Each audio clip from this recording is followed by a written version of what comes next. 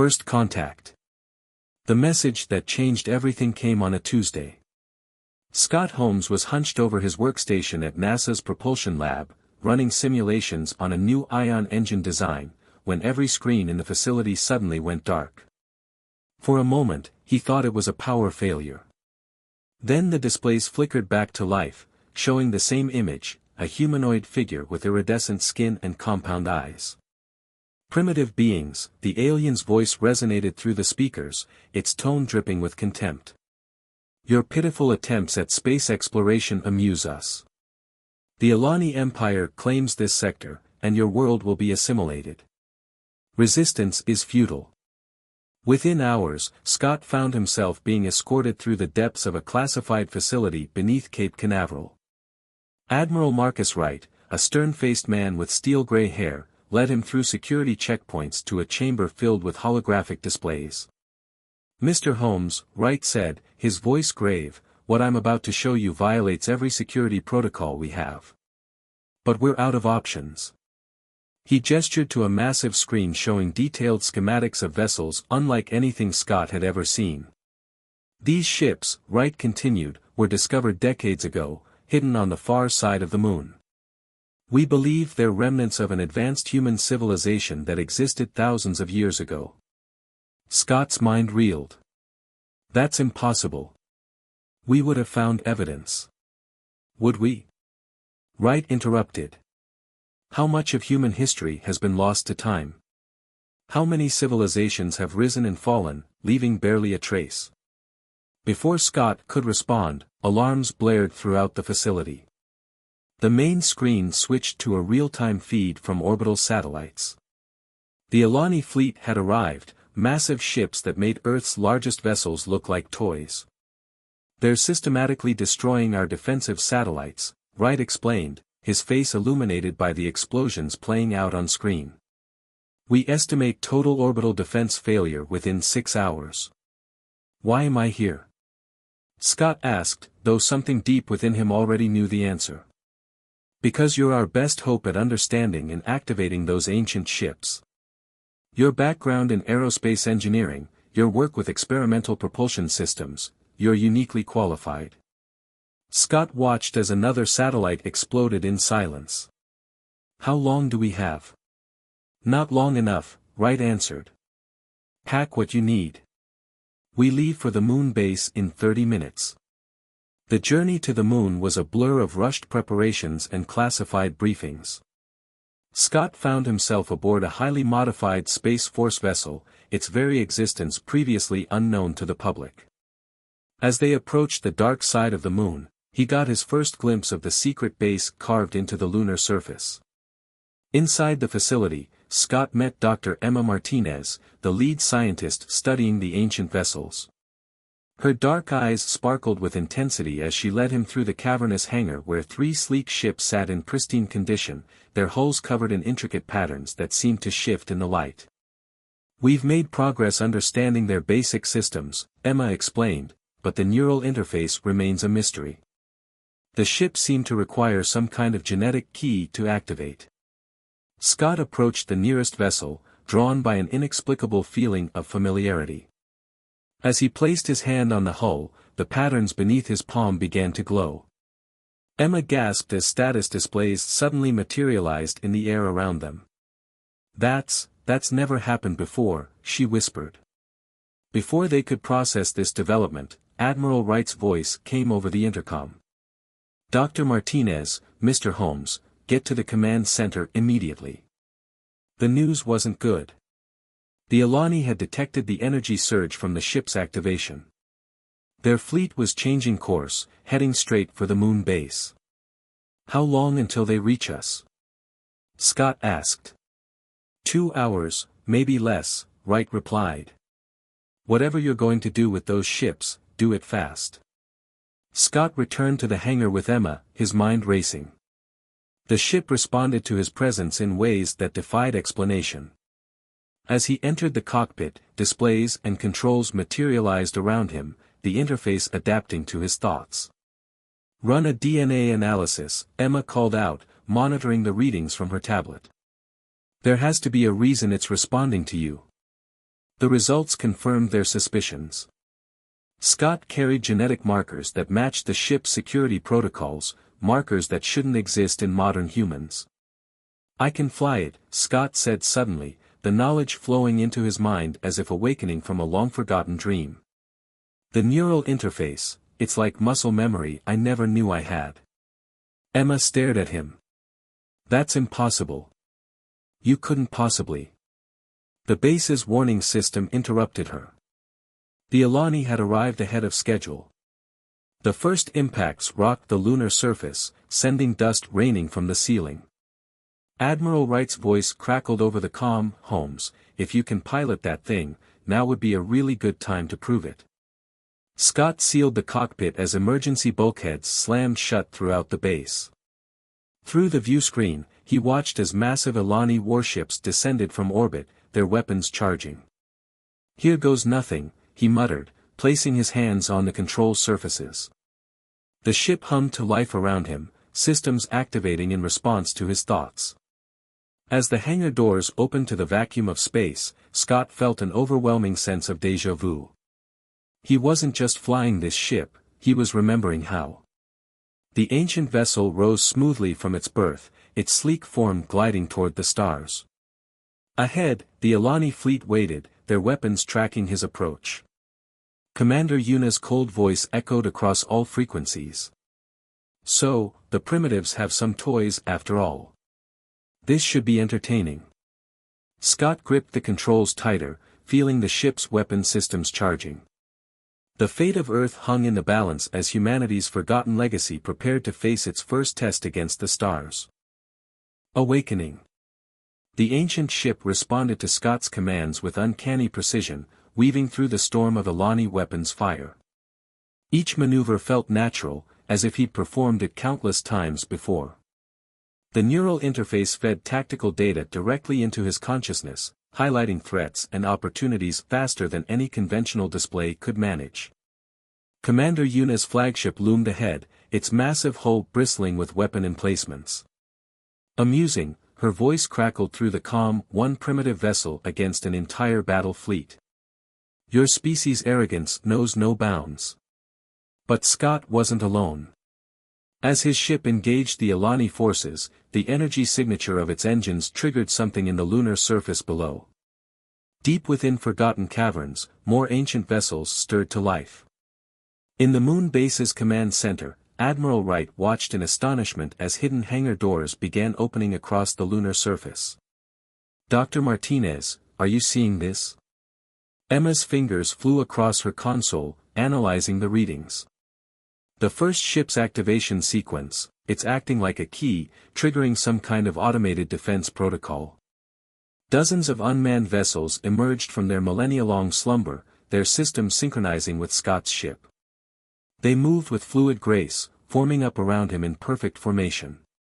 "Holmes," Wright's voice came through the comm, "you've got company." Scott felt the other ships through his neural link, their presence like whispers at the edge of his consciousness. Somehow, he knew they would follow his lead. "Admiral, requesting permission to take offensive action." "Permission granted." "Give them hell."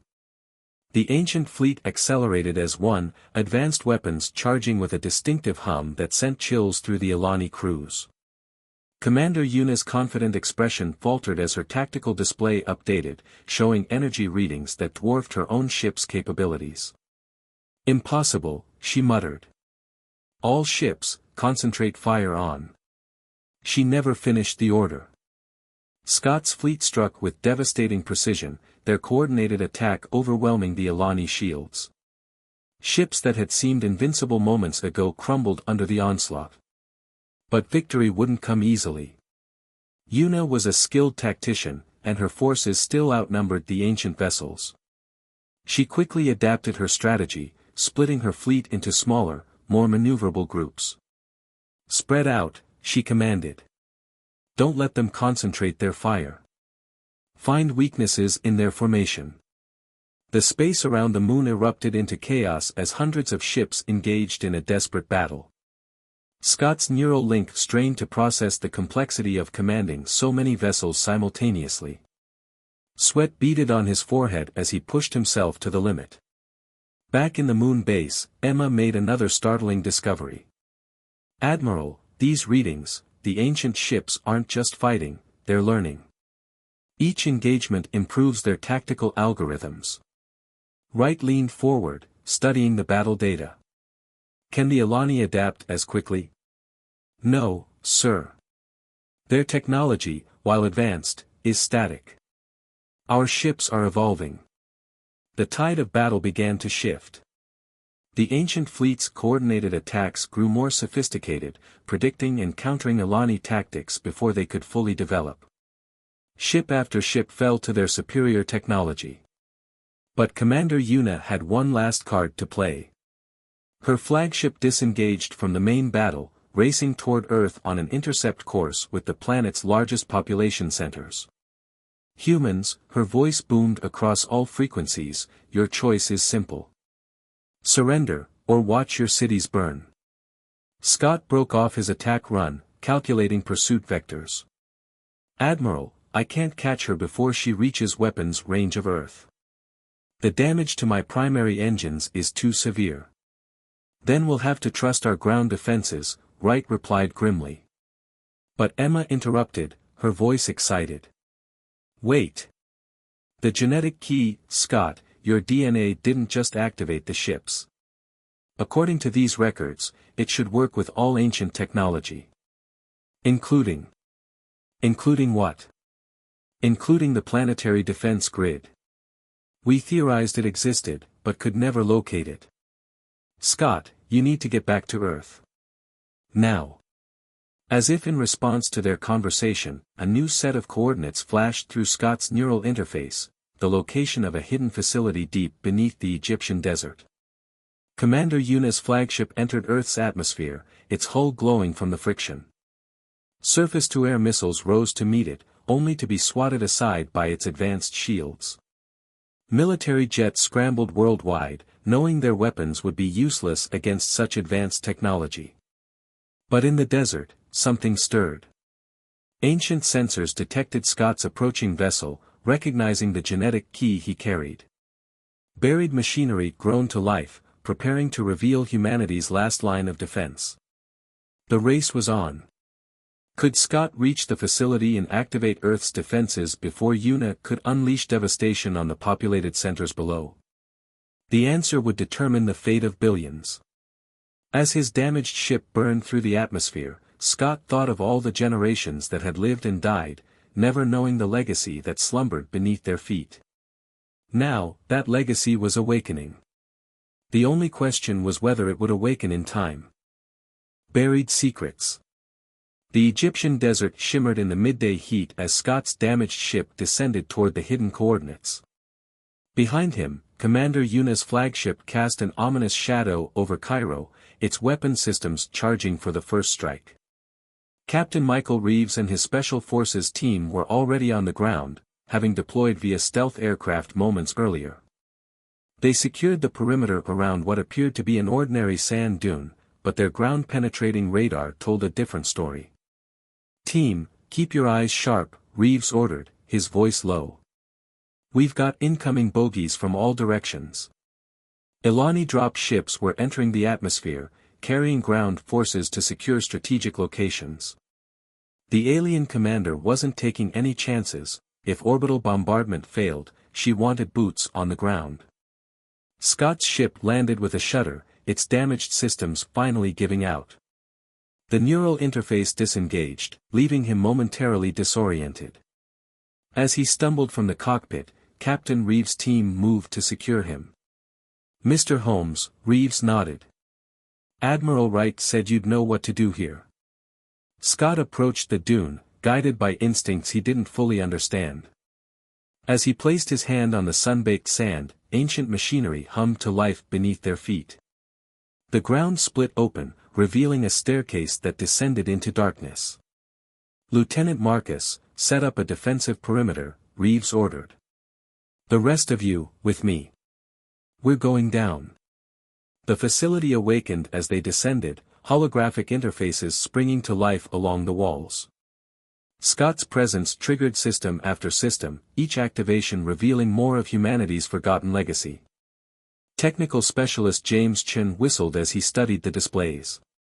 "Sir, this technology, it's like nothing I've ever seen. These power readings are off the charts." Above them, Commander Yuna grew impatient. Her flagship's main weapon was almost charged, targeting Cairo's city center. "Let them witness the price of defiance," she snarled, giving the order to fire. But in the ancient facility, Scott had found what they were looking for. A massive central chamber housed a control interface unlike anything he'd seen before. As he approached, the genetic key in his DNA triggered the final activation sequence. The desert itself seemed to come alive. Hidden silos opened across the globe, revealing batteries of advanced defense systems. Swarms of autonomous drones rose into the sky, their designs far beyond current human capabilities. Yuna's first shot never reached its target. A shield of pure energy materialized above Cairo, absorbing the blast completely. Similar shields appeared over cities worldwide, forming an impenetrable defensive network. Impossible. Yuna raged as her sensors registered the sudden appearance of thousands of new targets. The drones moved with terrifying efficiency, overwhelming her ship's defenses with weapons that bypassed their shields entirely. But the facility held more than just defenses. As Scott delved deeper into its systems, he discovered the truth about humanity's past, and the real reason the Elani had come to Earth. "Captain," he called to Reeves, his voice tight with urgency. "You need to see this." The holographic display showed a star map, highlighting hundreds of human colonies that had once existed across the galaxy. Earth wasn't just humanity's homeworld, it was the last refuge of a civilization that had once spanned the stars. And the Elani knew it. They hadn't come to conquer Earth, they'd come to prevent humanity from reclaiming its heritage. In orbit, the tide of battle shifted dramatically. The ancient drones coordinated with the remaining lunar ships, their combined assault driving back the Elani fleet. Commander Yuna's flagship, severely damaged, retreated to high orbit. But victory remained uncertain. The Elani ground forces had already established beachheads in strategic locations worldwide. And Yuna's next transmission chilled them to the bone. "Impressive toys," her voice crackled through their comms. "But did you really think we came alone?" Long-range sensors detected massive energy signatures approaching from the outer solar system. The Elani main fleet had arrived, thousands of ships strong. In the facility, Scott and Chen worked frantically to unlock more of the ancient systems. There had to be something more, some weapon or defense that could counter such overwhelming numbers. Instead, they found something else entirely. Hidden in the facility's deepest level was a chamber containing rows of stasis pods, their occupants preserved for millennia. Inside were the facility's original operators, humans from Earth's forgotten golden age. As Scott approached the pods, their systems began powering up, beginning the revival process. These weren't just soldiers or technicians, they were the architects of humanity's ancient civilization, preserved to guide their descendants when the time was right.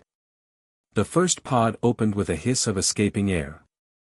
The woman inside opened her eyes, her gaze immediately locking onto Scott. She spoke in a language he shouldn't have understood, but somehow did. "The Sentinel awakens," she said. "We have much to do, and very little time." Awakening the past. The ancient woman introduced herself as Commander Diana Vale, Earth Defense Initiative's chief strategist from the Golden Age. As more stasis pods opened, Scott found himself surrounded by living legends, the architects of humanity's lost civilization. "The genetic markers we embedded," Diana explained, studying Scott's DNA readout, "they were meant to identify potential sentinels, those who could awaken our technology if the need arose." In orbit, the massive Elani reinforcement fleet emerged from hyperspace. Admiral Wright watched from the moon base as thousands of enemy vessels filled his tactical display.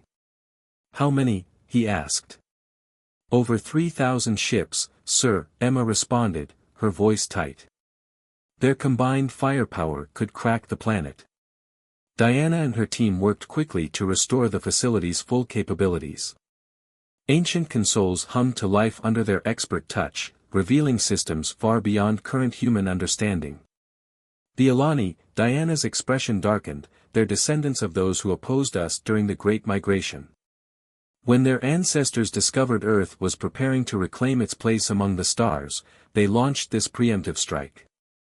Technical specialist Chen interfaced with the facility's mainframe, his eyes widening at the data streaming past. These blueprints, they're for something massive. Hidden throughout the solar system. The Legion Protocol, Diana confirmed. Our final contingency. We scattered automated shipyards across the asteroid belt, programmed to activate in humanity's darkest hour. Commander Yuna's voice thundered through all communication channels. This is your final warning.